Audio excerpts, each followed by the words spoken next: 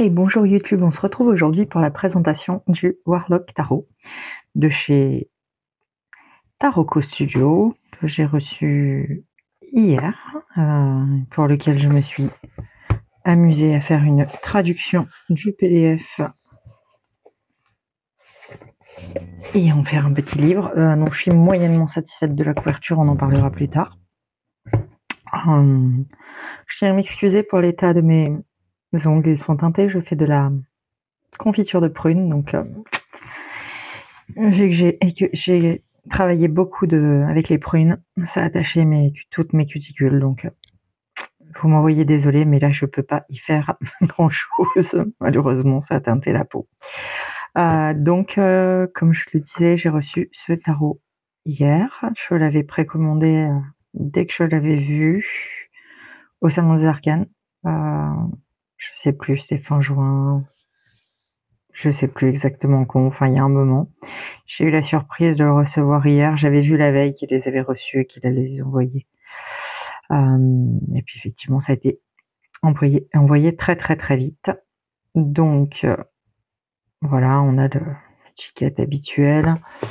J'ai eu une petite tisane et une carte de ce magnifique tarot. J'aime beaucoup la qualité.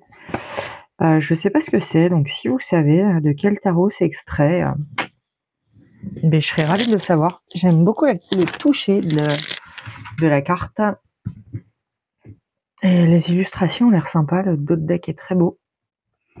Donc si vous savez, j'aimerais bien savoir aussi. Sinon je ferai une recherche, je la scannerai. Que dire? Bon ben boîte habituelle de chez Taroteca Studio, voilà, c'est pas... Hein, je trouve que pour le prix, c'est pas foufou.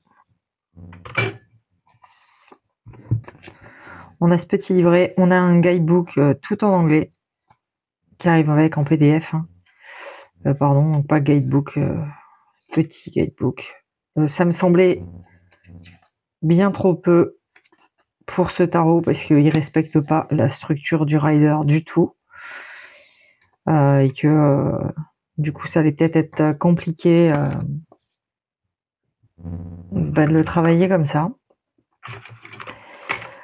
Donc il a 78 cartes.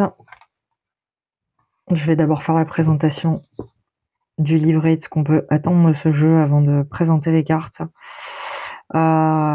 C'est un gros paquet.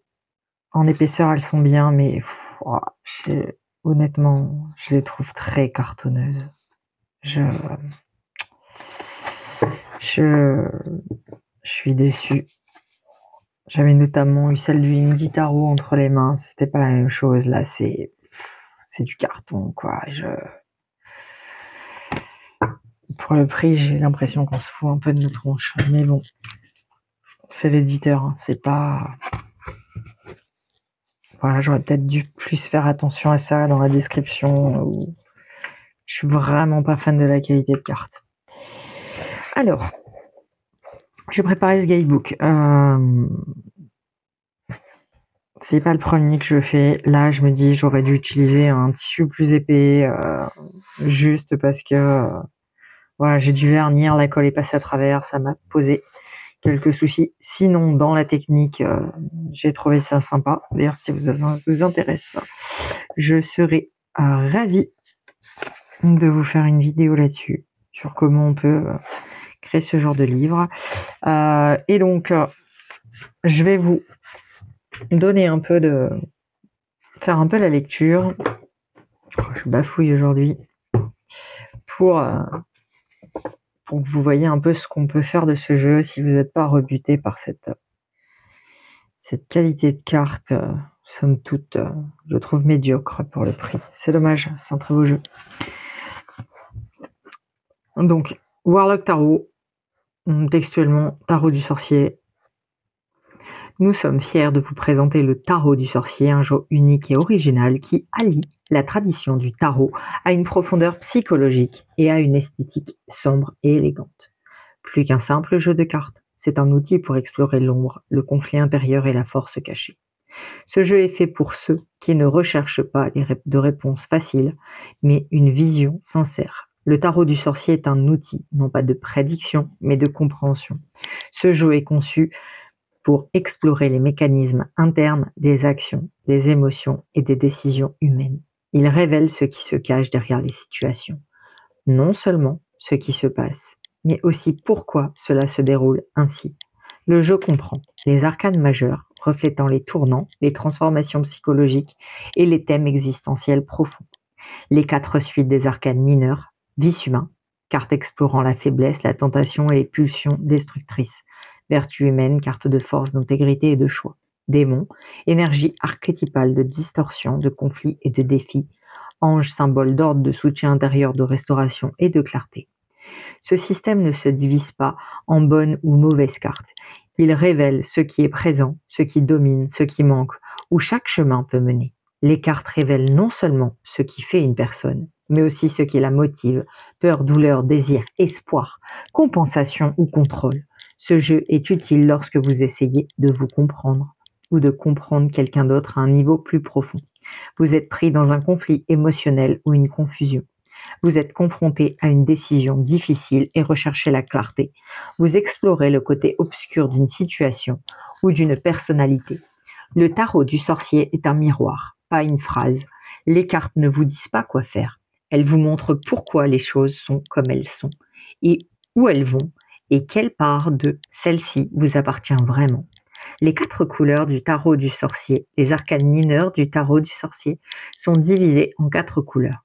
Chaque couleur reflète une dimension différente de l'expérience humaine et offre un angle d'interprétation unique. Il ne s'agit pas de simples catégories symboliques, mais d'un prisme énergétique qui vous aide à identifier la force à l'œuvre dans une situation donnée. Démons, distorsion, pression, épreuve, ce qu'ils sont.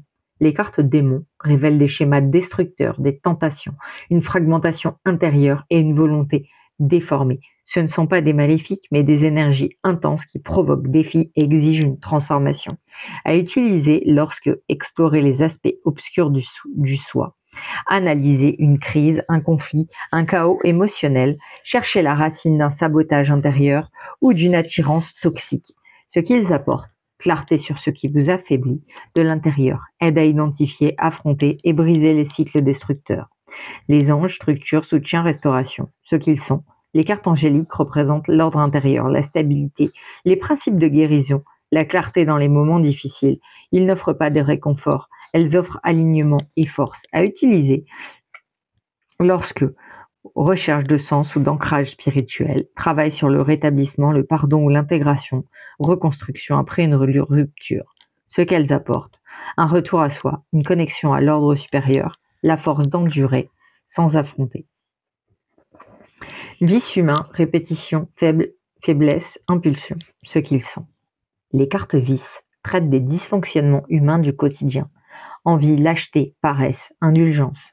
Elles ne sont pas catastrophiques mais corrosives. Elles révèlent des habitudes que nous minimisons ou nions. À utiliser lorsqu'analyser des schémas comportementaux ou un épuisement professionnel léger. Se demander pourquoi est-ce que je continue à faire ça. Explorer les réactions émotionnelles et les sabotages subtils. Ce qu'elles apportent, prise de conscience des fuites d'énergie. Révéler comment le confort, la peur ou l'habitude peuvent vous contrôler. Vice humaine, choix, résilience, volonté supérieure, ce qu'elles sont. Les cartes vertu évoquent la force intérieure, la croissance consciente et l'action morale, non pas par la perfection, mais l'effort. Elles représentent le oui que nous disons quand la vie nous dit non.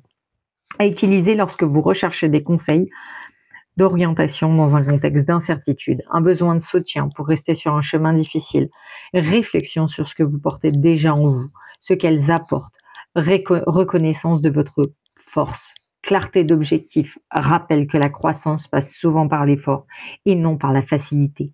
Comment utiliser les couleurs dans les tirages? Si vous piochez un démon, demandez-vous qu'est-ce qui essaie de me briser? Si vous piochez un ange, demandez-vous qu'est-ce qui en moi tient bon? Si vous piochez un vice, demandez-vous où suis-je coincé dans un comportement inconscient? Si vous tirez une vertu, demandez-vous quelle force est déjà présente en moi? Vous pouvez également créer des tirages basés sur la dynamique des couleurs. Un tirage démon et ange intérieur, 2 cartes. un tirage ombre et force, vice et vertu, un tirage épreuve, choix plus guidance, qui est démon, vertu, ange.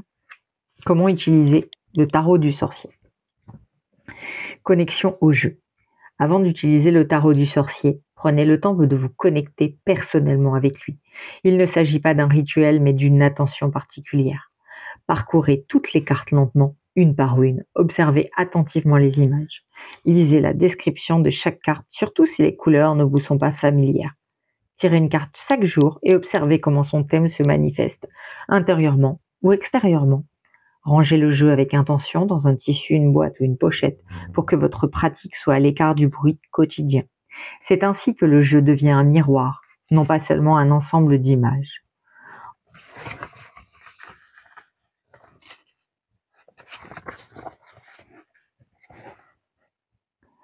Vivre à travers une carte. Pour vraiment travailler avec une carte, il vous faut l'expérimenter et pas seulement l'interpréter. Choisissez une carte intuitivement ou en séquence. Gardez son thème en vous tout au long de la journée. Remarquez quelle pensée, personne ou situation reflète son énergie. Notez ce qui résonne, vous déclenche ou vous perturbe. Avec certaines cartes, notamment les démons ou les vices, le processus peut être inconfortable. Cela fait partie du travail. Ne vous précipitez pas pour réparer. Observez simplement. Pratique quotidienne, carte pour plus conseils. Tirez une carte le matin. Carte du jour, votre thème intérieur, votre défi ou votre intuition. Carte du jour, deuxième carte facultative, comment réagir ou se concentrer. Avec le temps, cette méthode simple révèle des schémas et des angles morts que vous pourriez autrement manquer. Philosophie générale. Le tarot du sorcier n'est pas une divination. Il s'agit de prendre conscience de ce qui fonctionne, de ce qui ne fonctionne pas, de ce qui est caché et de ce que vous ne pouvez plus ignorer. Utilisez-le lorsque vous souhaitez comprendre le comportement de quelqu'un, y compris le vôtre, lorsque vous êtes émotionnellement bloqué ou épuisé, quand une décision doit être prise et vous devez voir ce qui se cache derrière. Si vous souhaitez explorer votre ombre sans jugement, le jeu ne vous dira pas quoi faire, mais il vous montrera pourquoi les choses se passent ainsi et où elles vous mènent et quelle part de cela vous appartient. Donc ensuite, on part sur des techniques de tirage. Voilà. Avec des questions, on peut aussi... voilà. Et après, on part sur le sens même des cartes. Donc, ce que on va faire, c'est que je vais vous présenter les cartes. Et puis, à la limite, on en tirera une ou deux pour voir ce que donnent les cartes. Je trouvais ce tarot intéressant pour le travail qui est décrit dans la première partie du livret, hein, ce qu'on peut faire avec, voir voilà, ce qui compose l'humain. On n'est pas que de la lumière, on est aussi de l'ombre. Et apprendre à se connaître fait partie du chemin. Donc le dos de deck, il est assez simple, réversible, mais franchement, j'en vois pas l'intérêt au vu de ce dont c'est qu'on va travailler. Voilà, il y a assez de cartes positives et négatives pour se mettre des belles claques. Donc, The Wanderer, donc le vagabond. Bon, encore une fois, il y a utilisation de l'IA, hein, c'est précisé. Je vous dis, ouais, juste le papier, quoi. J'aurais aimé mieux. J'ai peur qu'il s'abîme vite, alors je peux me tromper. Hein. Warlock, le sorcier. Donc, comme vous voyez, c'est un sorcier vu un peu par un parti pris. Hein. Il a quand même un parti religieux, ce tarot. N'empêche, c'était pour moi intéressant.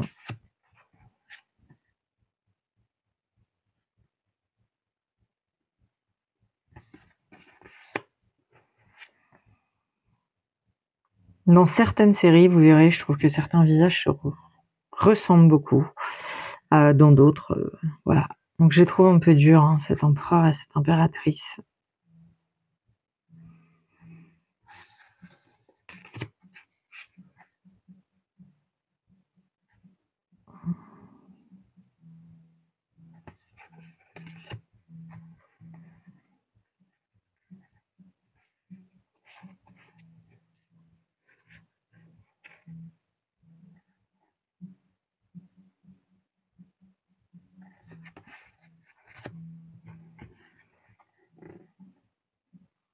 Donc on s'éloigne tout à fait d'un tarot traditionnel.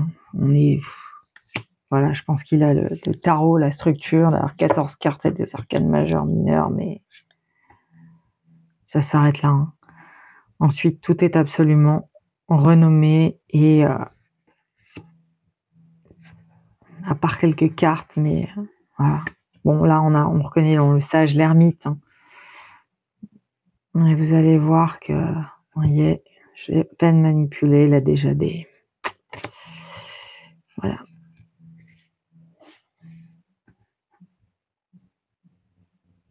Bon, bah là, on reconnaît la roue de fortune.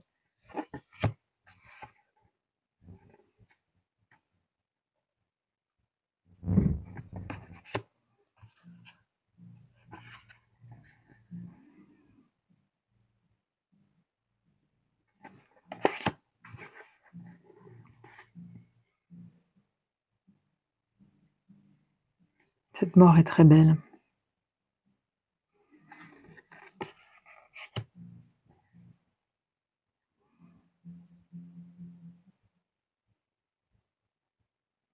Aussi, hein, très intéressant ce qu'on alimente à l'intérieur.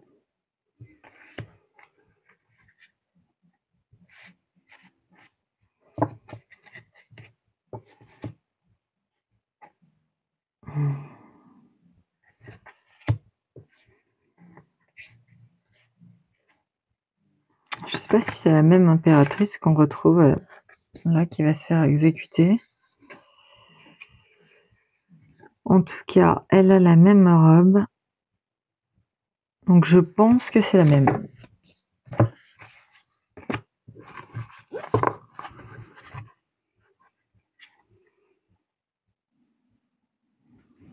Le rite secret, on voit cette dame qui prie au milieu d'un cimetière.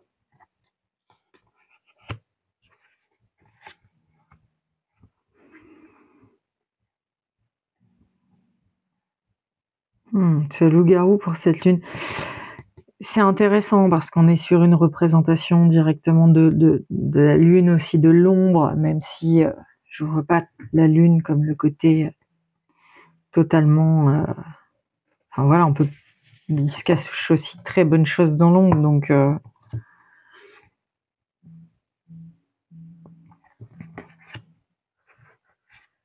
Voilà, donc le soleil est un peu particulier, hein, puisqu'elle se relève de sa tombe.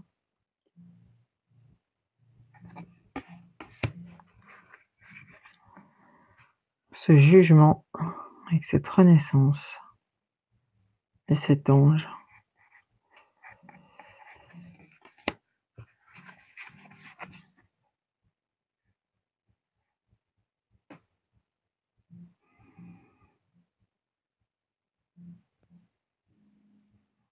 Le monde. Là, elle maîtrise carrément sa magie. Hein, c'est... Vous voyez, on a un côté des fleurs fanées, puis de l'autre, elles sont... Tout est fané, et là, ça renaît. Intéressant. Et là, on va partir dans les cartes d'ange. Donc, c'est là où je vais trouver que parfois, il y a quand même des ressemblances au niveau du visage.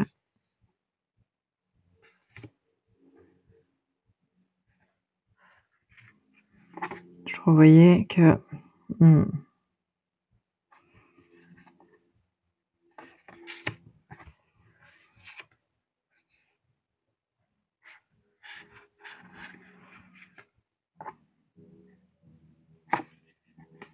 Du coup, je suis mitigée, hein, pas par le travail qu'on peut faire avec ce tarot. Hein. Là-dessus, j'ai aucun, mais j'en ai pour le moment un avis mitigé. Je vous dirai si avec le temps, j'ai toujours cet avis mitigé ou pas. Mais vous voyez, c'est proche, hein, les images. Et ça, je pense que c'est clairement l'IA qui fait ces choses-là, hein, cette espèce d'uniformité. Donc là, Michael qui bat le démon.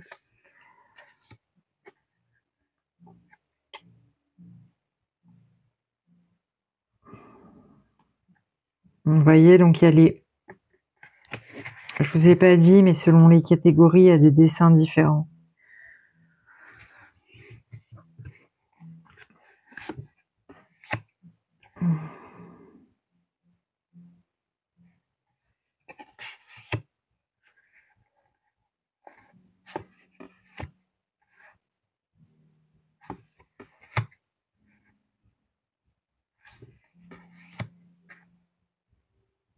Ouais, je les trouve quand même très similaires. Donc là, on va passer dans les démons. Donc on va être plus sur le plan des vices, etc. Et pareil, hein, pour les femmes, vous voyez, moi, ça reste... bon, celle-ci, elle est pas jolie. Hein. Vous voyez, cette bête, par contre, ça, c'est très, très beau. C'est très, très bien fait. Mais bon, je doute que ce soit une utilisation de l'IA aussi raisonnée qu'ils le disent. Ça... En l'ayant dans les mains, c'est plus visible encore que ce que j'avais pu voir des images en me disant « Oh, chouette, il a l'air trop bien ».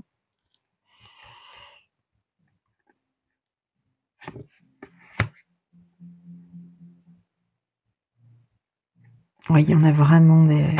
Donc là, on a les 4. Donc avec sa représentation traditionnelle avec le chien.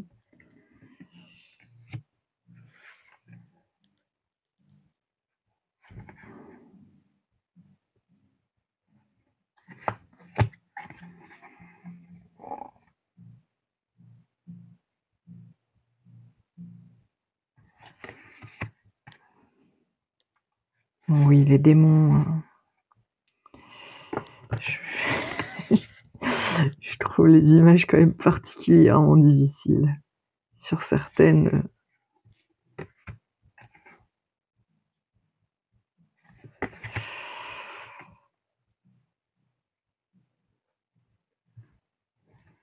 Donc là, on a l'image de la boîte. Hein. Celle-ci est très belle avec les chats. Sekhmet.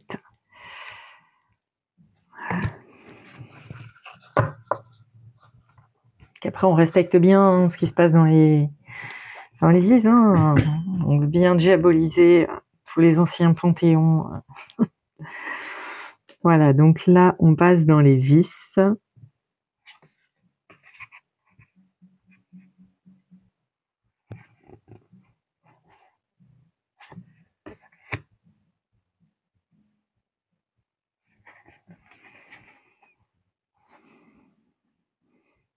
Oui.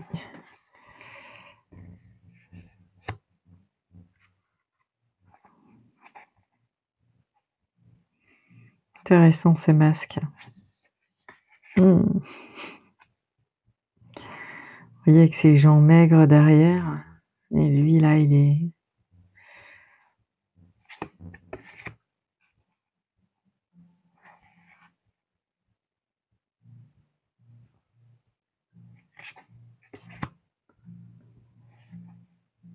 Voilà. La maison brûle, cette bouteille d'alcool.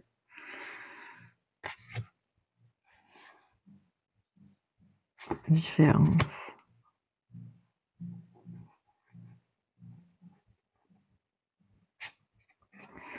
Vous voyez là, par contre, on a retrouvé des visages différents. Hein.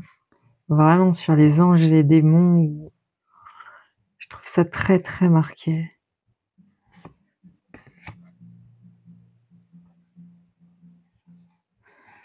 Et ouais, Scout derrière.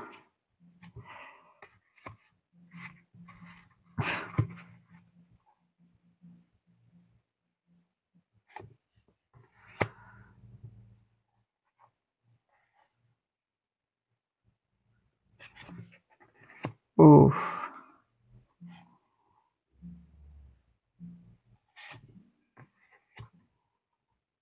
Et là, on arrive dans les vertus. Prendre soin.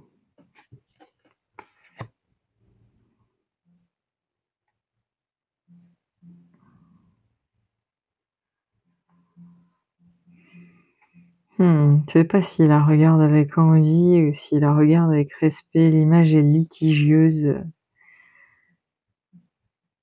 Je dirais avec envie, mais... Très belle image. Diligence. La foi. Ah, allez.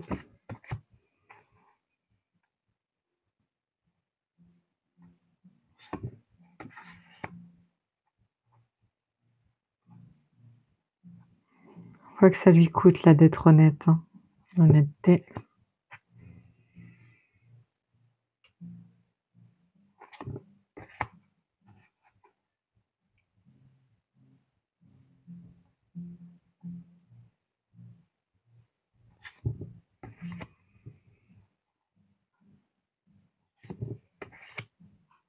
Oh, très belle carte. L'amour.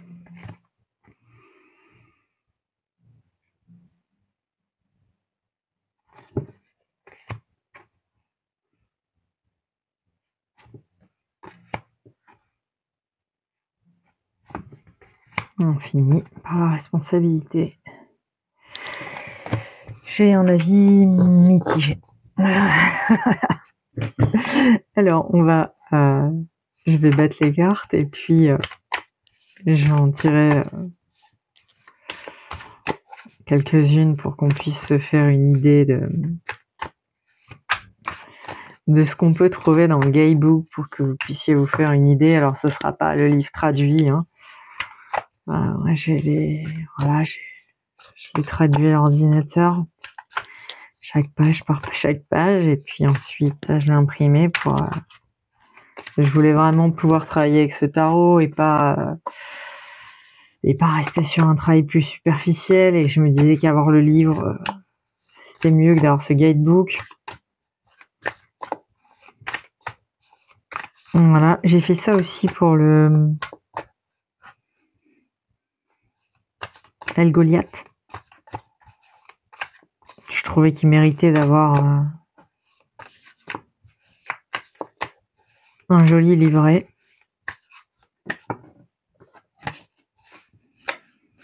Alors,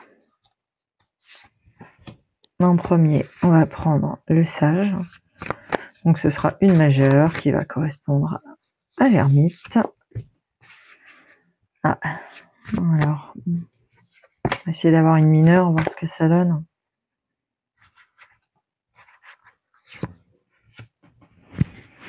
Allez, une vertu, et puis, est-ce qu'on pourrait avoir un ange? Et si on peut avoir un démon, ce serait parfait. Eh bien, allez. Peut-être un vice qui pourrait être bien aussi.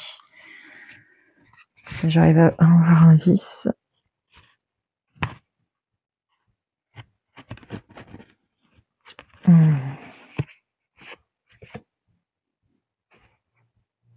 Allez. Ça, on pourra se faire une idée claire de ce qu'on peut attendre du guidebook.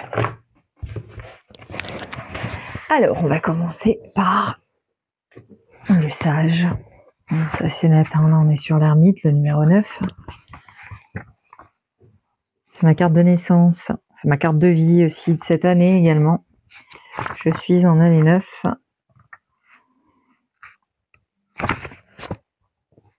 Alors...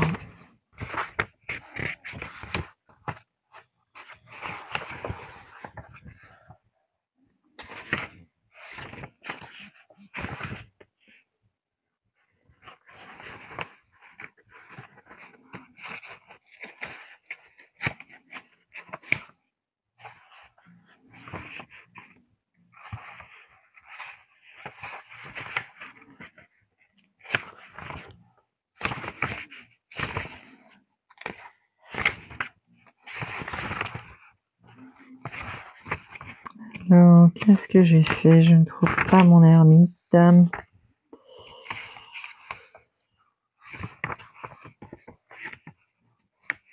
On n'est pas à l'abri d'un bug. Hein.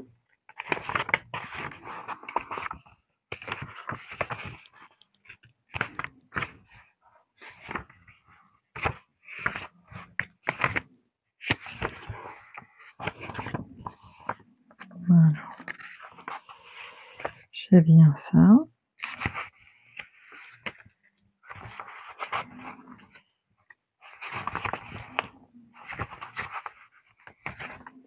Bon, j'ai visiblement oublié l'ermite.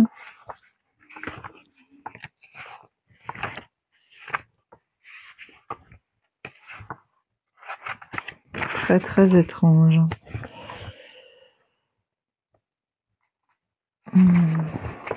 Je vais si je l'aurais mis plus loin, mais normalement ce n'est point censé arriver. Alors je vais retirer une autre arcane majeure. Et puis j'ai laissé des pages blanches, donc je pourrais récupérer cette erreur. Et alors, nous allons prendre celui-ci qui m'intriguerait. The Werewolf, le loup-garou. Alors, qui correspond visiblement à la lune. J'irai vérifier dans mon fichier si je l'ai oublié. Ou si je l'ai mis plus loin, c'est possible aussi.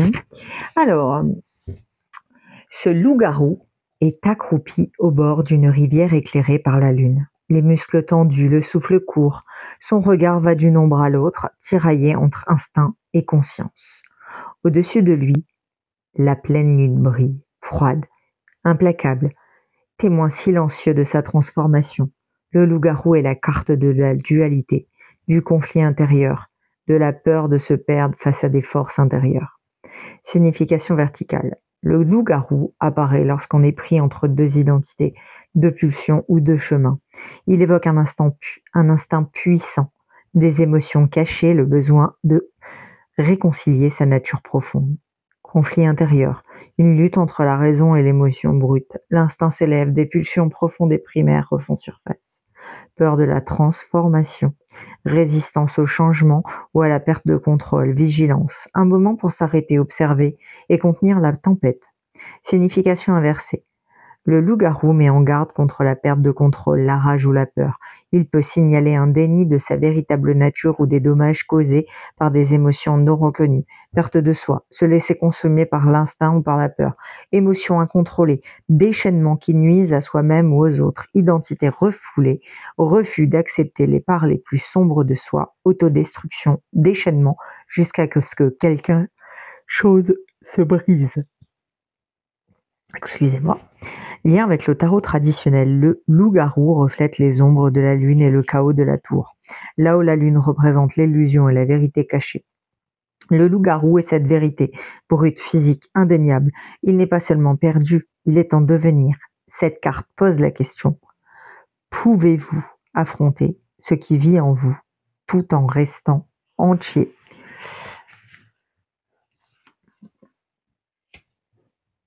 Je trouve qu'effectivement, on sent la symbolique de la lune. Voilà, après, je trouve le questionnement intéressant. Bon, visiblement soporifique. Hein. Voilà, pour ce loup-garou. Je trouve que ça apporte quelque chose d'un peu différent. Alors, on va aller donc... Eh bien, on va prendre celle-ci, puisqu'elle arrivait directement. Donc, chez les anges, on est sur Israfil. Israfil apparaît vêtu d'une robe blanche et bleu pâle, ses cheveux dorés resplendissant comme l'aube.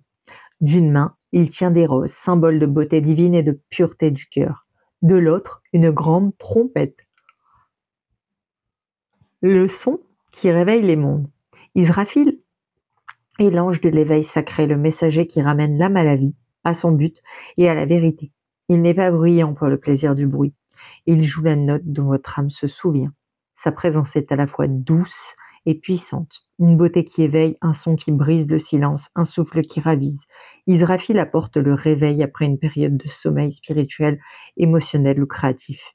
Il appelle la part qui s'est tue, à oublier sa musique ou à cesser de s'épanouir. Son énergie ravive l'inspiration, l'amour, l'art, la prière, tout ce qui autrefois apportait la joie et qui sommeille maintenant en vous. Il n'exerce aucune pression. Il invite l'âme à s'élever et à chanter à nouveau. Dans la vie d'un client, cette carte peut apparaître lorsque quelque chose longtemps endormi est prêt à revenir, lorsqu'une personne renoue avec sa vocation, lorsque la beauté reprend de l'importance ou lorsqu'elle est appelée à créer, à parler ou à chanter avec son âme. Signification à l'endroit, éveil de l'esprit, retour de l'inspiration, beauté sacrée, renaissance de la voix intérieure, appel divin, renouveau par le son ou l'art. Signification à l'envers, engourdissement spirituel, créativité bloquée, ignorance de la voix intérieure, oubli du but, silence là où l'expression est nécessaire, flétrissement de l'âme. Donc on était pour Israfil, l'archange Israfil.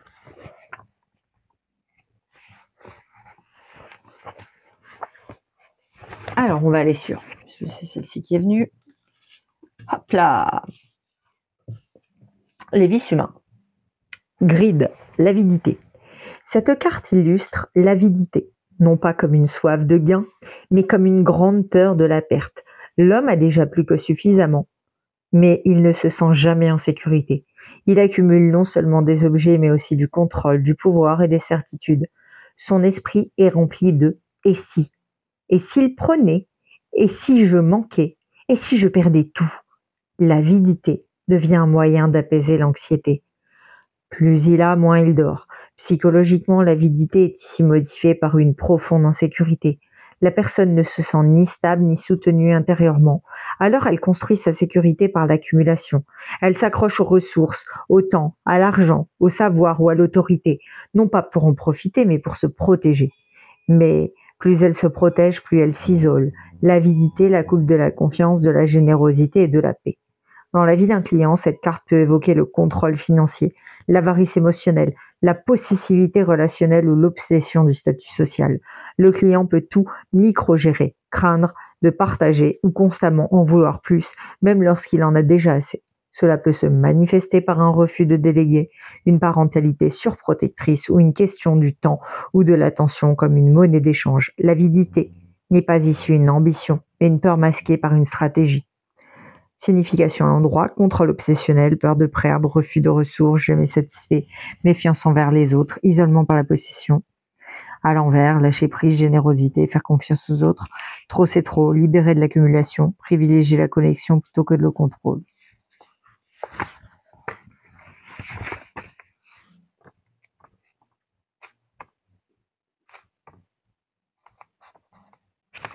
Alors...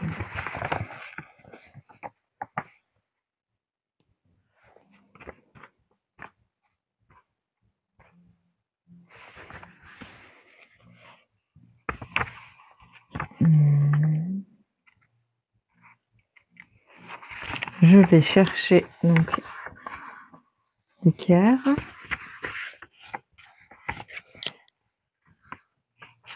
Prendre soin.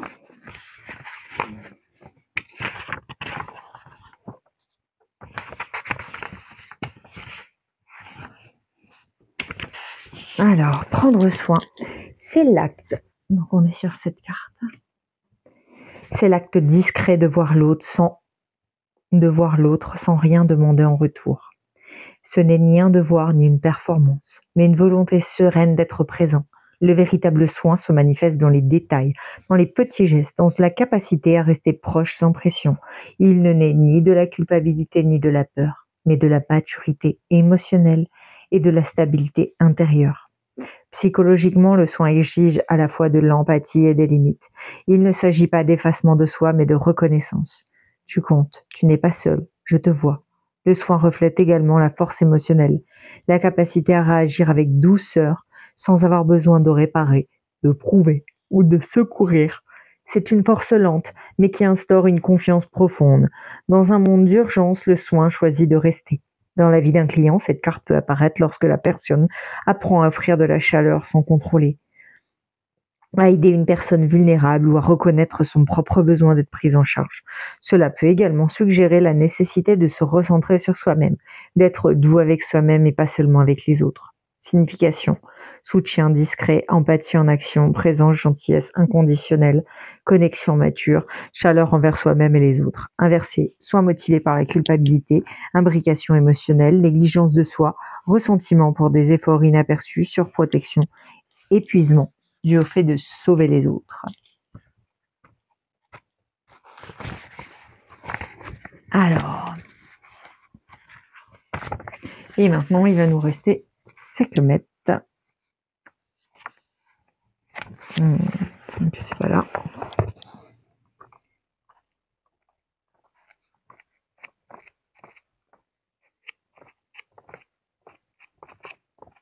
Alors,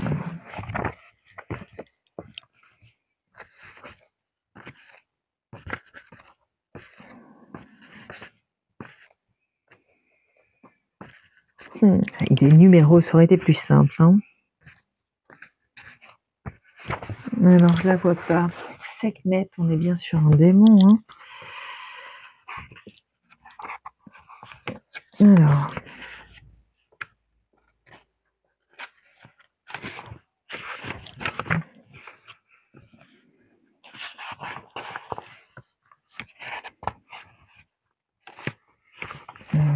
Azazel, Asbeth. Alors que je trouve un truc pour rendre ça plus facile. Bon, eh ben, je l'ai mise où?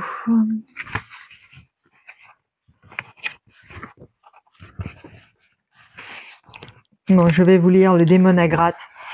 Je vérifierai si je n'ai pas également oublié. C'est à croire que j'arrive après les pages collent un peu entre elles. Je referai la vérification du livret. Alors, démon à gratte. À gratte danse la nuit avec une grâce hypnotique, des étincelles jaillissant sous ses pas. Elle est la protectrice des sorcières, guide dans les mystères de la mort érotique. Thanatos, où luxure, magie et dissolution s'entremêlent. En magie, Agrath peut se montrer exigeante. Elle répond mieux lorsqu'elle est appelée avec clarté et une intention forte. Mais à ceux qui gagnent sa faveur, elle offre pouvoir, savoir et un immense soutien sur le chemin de la magie des ombres et de la maîtrise sensuelle. Agrath éveille le désir de libération, de la honte, de l'inhibition, de la contrainte mentale. Elle fait naître le plaisir brut, le désir profond et le besoin primordial de se sentir pleinement vivant. Mais elle teste aussi où ce désir mène, à l'extase ou à la destruction. Elle apparaît lorsque l'on cède à des pulsions non examinées, lorsque le désir prend le pas sur la clarté, ou lorsque l'âme est prête à explorer les plaisirs de l'ombre et leur prix. Elle peut également émerger lors de rituels profonds, d'études nécromantiques ou lors de l'exploration du pouvoir féminin obscur. Dans la vie d'un client, cette carte peut apparaître lors de liaisons passionnées, de choix impulsifs ou lorsque la sensualité devient une porte d'entrée vers la magie ou le danger. Elle peut également signaler la présence d'un courant magique exigeant, respect et disponibilité. Signification à l'endroit: attrait magnétique, passion brute, liberté par le plaisir, bénédiction de la sorcière, éveil sensuel, porte d'entrée vers l'ératonos, magie corporelle, dépendance aux sensations, perte de contrôle, confusion en désir, pouvoir, épuisement spirituel, plaisir corrompu, attachement dangereux, épuisement intérieur. Donc, mais je trouve ça très très intéressant. Je pense que très clairement, je vais me faire un sommaire parce que c'est vraiment compliqué et numéroter les pages. Je pense que ce sera le plus simple. J'ai des pages blanches. Voilà, je reste toujours aussi mitigée par cette qualité de carte. J'ai peur qu'elle s'abîme vite, mais absolument pas par le travail. Oh là, si je mets le feu au livret, décidément. Mais pas du tout parce qu'on peut faire avec ce tarot. Je pense qu'au contraire, il peut vraiment aider à cerner des personnalités ou à faire un travail juste et honnête sur certaines parts d'ombre, même peut-être même des fois. Donc c'est ces tirages un peu plus complets là où on va avoir aussi mais quelle qualité en moi peut m'aider à surmonter cet obstacle ou ces choses-là. Je pense qu'il peut être un bon guide, qu'il a besoin d'un sérieux coup de travail de prise en main, hein, parce que ça va pas se faire comme ça. C'est certain. Voilà. Après, je reste que je trouve le prix chéros pour la qualité de carte. Voilà. J'ai presque pas de doute sur le fait qu'il va s'abîmer très très vite. Mais bon, peut-être je me trompe. Si vous avez des jeux de chez eux et que vous avez eu cette sensation au départ et que ça n'a pas été le cas, je serais ravie que vous me rassuriez. Mais voilà, sinon il sera utilisé. Hein, j'ai pas acheté ce jeu pour pas m'en servir. Je pense qu'il peut aussi être intéressant dans des travails un peu plus sorciers. Voilà, à voir. Je serais ravie d'avoir votre avis et votre retour sur ce jeu, si vous l'avez précommandé, si vous l'avez reçu, si ça vous intéresse ou si au contraire Voilà. Un dernier point, je le conseillerais vraiment pas à un débutant qui veut apprendre le tarot. Certainement pas en tant que tarot. Par contre, si personne veut s'en servir en tant qu'oracle, pourquoi pas? Parce que même avec une bonne connaissance, là, on suit plus du tout la structure, hein, on est complètement détaché. Donc, là, appelé tarot, mais on est presque sur un oracle. Hein. Voilà. Eh bien, je vais vous laisser. Je vais vous souhaiter un très très bon week-end. Je vous dis à très vite, à bientôt. Très belle journée à vous.